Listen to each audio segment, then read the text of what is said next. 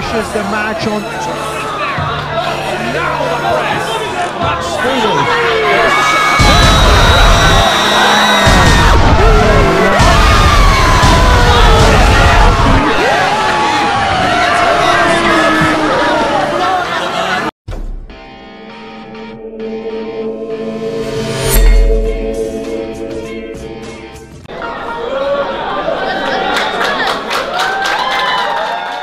January 15, 2022, nang maganap ang laban ng ating kababayan na si Joper Montaño, o mas kilala sa bansag na El Guapito, Tugbong Negros Occidental, laban sa pambato ng Pakistan na si Kamran Abdul Wahab bilang isang 3-round show bouts. Isa lamang itong experimental show kung saan 8 mga boksingero ang makalahok dito sa isang lightweight boxing tournament na ginanap sa Cuban Boxing Gym, Al Quoz, Dubai, United Arab Emirates.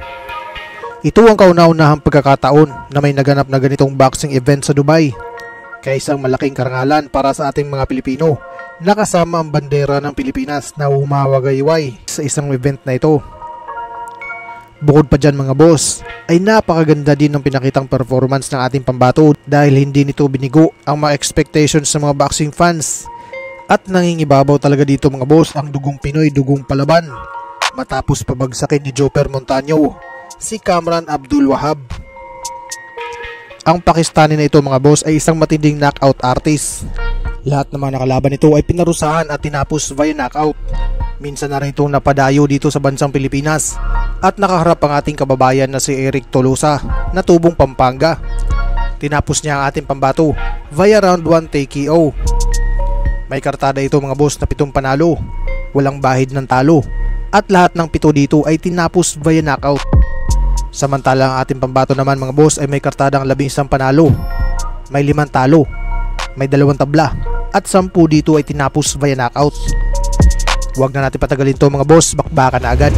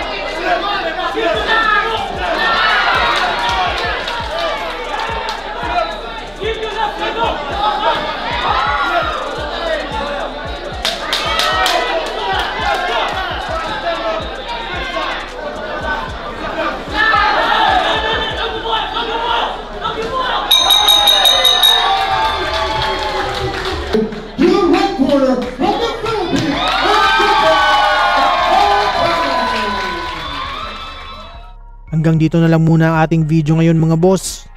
Kaya kung ngayon ka palang napadpad sa ating munting channel, mas maganda kung nakasubscribe ka na para lagi kang manotify sa ating mga bagong uploads. Maraming salamat sa inyong walang sawang suporta. Mabuhay, ingat po, and God bless!